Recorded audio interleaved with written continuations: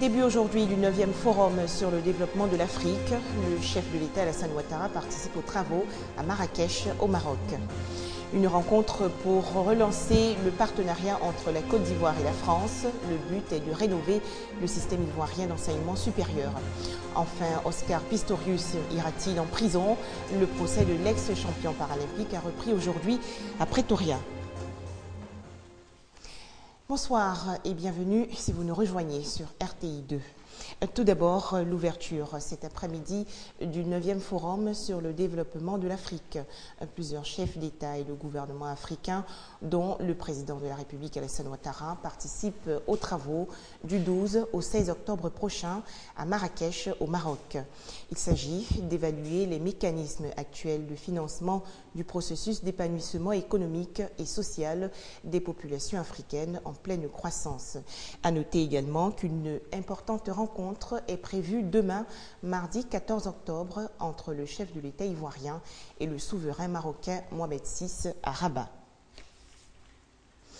Au chapitre santé, plus de 400 personnes ont bénéficié de consultations ophtalmologiques gratuites à Divo, dans la région du Lodjibois. Visite médicale en faveur de la Journée mondiale de la vue. Au moins 60 patients ont subi une opération de cataracte. Le projet a été initié par le ministère de la Santé à travers le Programme national de la santé oculaire et de la lutte contre l'onchocercose.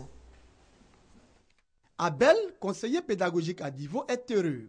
La raison, il vient de subir une intervention gratuite après des consultations ophtalmologiques au centre hospitalier et régional de Divo. Il souffrait de la cataracte. Je dis vraiment merci à vous, vous qui nous aidez, parce que l'œil n'a pas de prix. L'œil, je dis c'est la vue, mais si vous n'avez pas, même si vous avez que vous ne voyez pas, vraiment, vous ne pouvez rien faire. Il faut quelqu'un pour vous conduire, pour vous guider. Et vraiment, je rends gloire à Dieu. Anne-Marie, son épouse, n'en revient pas. Elle se réjouit de cette opération. Je remercie tous ceux qui ont fait, qui ont contribué à tout ça. Je suis contente et je suis très heureuse. Tout comme Abel, ce sont plusieurs patients qui ont été opérés de cette maladie à l'origine de la perte de la vue. Je souffrais de la cataracte depuis 2006. On m'a dirigé vers le CHR. Et le docteur étant venu, il m'a retenu pour l'opération. Moi, c'est une grande joie. Fatoumata souffre elle aussi de la cataracte. La soixantaine est révolue, elle habite Douaville, un village de la sous-préfecture d'Iri, situé à une trentaine de kilomètres de Divo. Ayant appris la gratuité de l'opération de la cataracte, elle décide de se faire accompagner à Divo par Djakaridia, son fils. J'étais inventé au chien. Là, mon grand frère m'a appelé de prendre l'avion pour venir à Divo, qu'il y a des médecins qui sont arrivés. C'est là maintenant, je suis venu environ de 12 heures pour avoir visité la grande hôpital de CHU de Divo.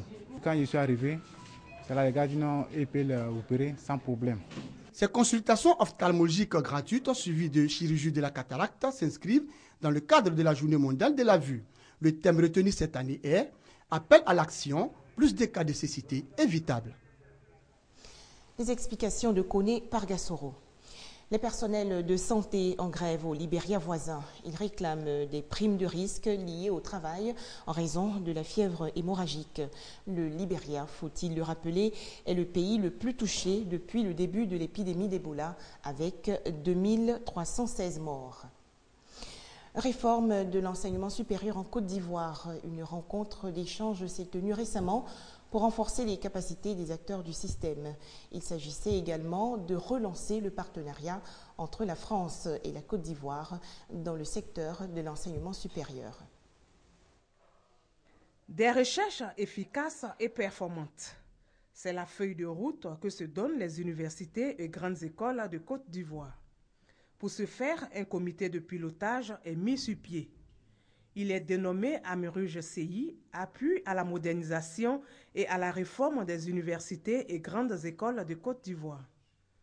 Objectif, créer des conditions propices au développement du système de l'enseignement supérieur et renforcer les capacités des équipes de recherche. La recherche, c'est vraiment le parent pauvre de notre système. Or, sans recherche, nous ne pouvons pas atteindre les objectifs économiques et de développement que nous fixons. Sans recherche, sans une recherche efficace, performante, nous ne pouvons pas atteindre l'émergence. Il nous faut donc une recherche efficace. 10 projets de recherche ont été retenus, notamment dans le domaine de la santé et de la technologie, par le comité de pilotage. Ils seront financés à hauteur de 850 millions de francs CFA. Le comité scientifique s'est réuni, ont identifié selon des termes de référence et selon des critères bien établis le potentiel qui résidait dans ces projets afin de voir si leur pertinence et leur faisabilité permettaient à la Côte d'Ivoire d'atteindre les objectifs tant souhaités.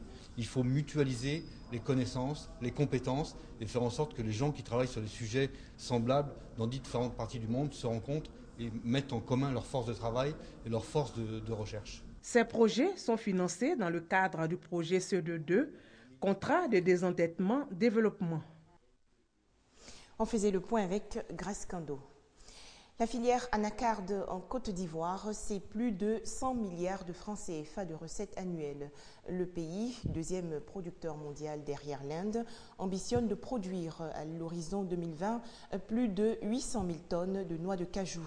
Les objectifs des réformes entreprises il y a un an ont donc été quelque peu atteints.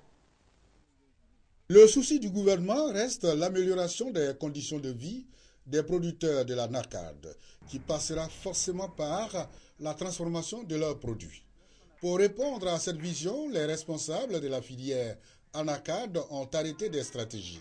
Entre autres, l'interdiction des sorties illicites des produits par voie terrestre, le contrôle systématique du taux d'humidité au niveau des magasins portuaires et l'identification des acteurs de la filière. Ces nouvelles résolutions, les principaux acteurs de la filière anacarde les ont prises à Yamoussoukro lors de leur rencontre bilan des activités menées sur le terrain après un an de mise en œuvre des réformes de leur conseil. La rencontre bilan leur a permis d'échanger et de recueillir les difficultés enregistrées par le corps préfectoral, les producteurs, les acheteurs et les exportateurs. Pour cette première année de mise en œuvre, nous sommes satisfaits des résultats, mais nous ne nous en contentons pas. C'est pourquoi nous avons organisé les ateliers bilans régionaux afin de recueillir l'impression des acteurs, leurs préoccupations et suggestions et améliorer la campagne prochaine. Les préoccupations des paysans ont porté sur la fabrication des produits phytosanitaires adaptés à l'anacardier. Cela afin de protéger efficacement les vergers contre les attaques des insectes. Le Conseil du coton et de l'anacarde a quant à lui décidé de trouver les moyens pour la transformation des productions locales. Il faut savoir que pour l'année en cours, seulement 10% de la production nationale de l'anacarde a été transformée localement. C'était un reportage de Charles Tatou et Soro Corona. Une enquête judiciaire ouverte aujourd'hui au Nigeria. Il s'agit de déterminer les causes de l'effondrement d'un immeuble appartenant au télé-évangéliste nigérian Tibi Joshua. L'accident avait fait plus de 100 morts en septembre dernier à Lagos. Le procès Oscar Pistorius, je vous le disais, a repris aujourd'hui à Pretoria, en Afrique du Sud. Ce sont des plaidoyers pour fixer la peine d'emprisonnement de l'ex-champion paralympique. Dernières audiences pour le procès Pistorius. L'athlète paralympique sud-africain s'est rendu au tribunal de Pretoria. Il saura s'il doit purger une peine de prison pour l'homicide involontaire de sa petite amie, dont il a été reconnu coupable.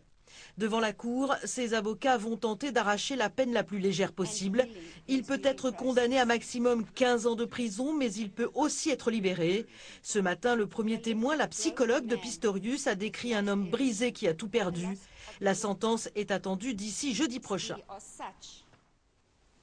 Marc Ravalomanane de retour à Madagascar. L'ex-président malgache en exil depuis 6 ans en Afrique du Sud a été arrêté juste après une allocution improvisée sur le perron de son domicile, et cela devant ses partisans.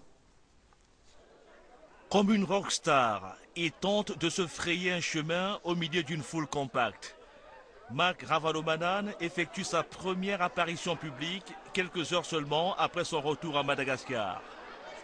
Dans une salle de sa somptueuse résidence de Faravoïtra, l'ancien président malgache improvise une allocution. Sur un ton offensif, il titille les autorités de la grande île. Je n'ai pas besoin d'informer qui que ce soit de mon retour. Je suis malgache. J'ai le droit de rentrer et je suis toujours le président de la République de Madagascar et je suis là. À l'extérieur du domicile de Marc Ravalomanane, l'ambiance est à la fête. Plusieurs centaines de Malgaches esquissent des pas de danse pour saluer la fin de l'exil en Afrique du Sud de celui qu'ils appellent affectueusement Papa.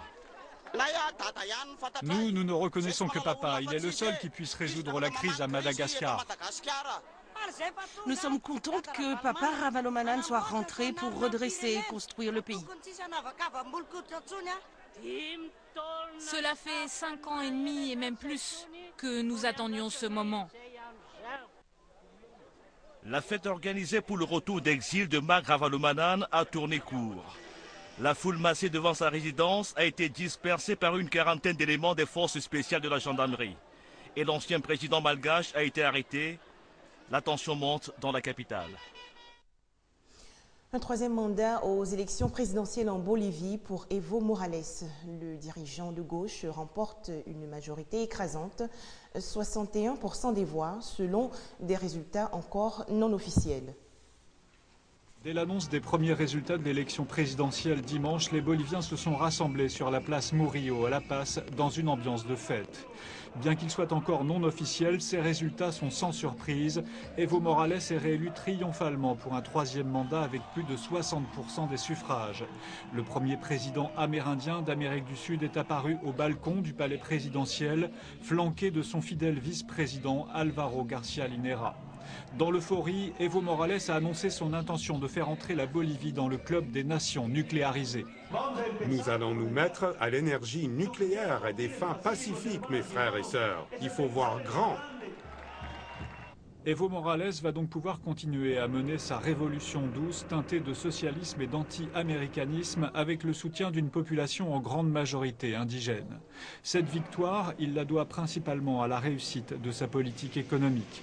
Les bénéfices engrangés par la nationalisation des hydrocarbures ont été réinvestis dans des programmes sociaux, l'éducation et les travaux d'infrastructure. Le principal candidat de droite, Samuel Doria Medina, n'est crédité que de 24% des suffrages. Face aux réformes socialistes d'Evo Morales, l'opposition est assimilée pour beaucoup de Boliviens à un retour du pays en arrière. Le président bolivien, qui a grandi dans une famille pauvre de l'Altiplano, bat des records de longévité au pouvoir dans un pays longtemps habitué aux coups d'État. Mais il a promis de ne pas se représenter aux élections de 2019. Il considère qu'il ne faut pas rester au pouvoir après 60 ans et rêve d'ouvrir un jour un restaurant. Enfin, poursuite des manifestations à Hong Kong. Selon le chef de l'exécutif local, les étudiants pro-démocratie n'ont presque aucune chance d'infléchir la position de Pékin sur l'instauration du suffrage universel. Le centre commercial de Hong Kong, juste après le passage d'hommes masqués qui ont violemment attaqué les manifestants pro-démocratie. Il y a eu quelques blessés, la police est intervenue pour ramener le calme. Quelques heures auparavant, la même police avait tenté en vain de démanteler les barricades érigées par les manifestants pour soulager la circulation, a précisé la police. Voilà, c'est ici que l'on s'arrête pour ce soir. Demain sur RTI2, 19h30.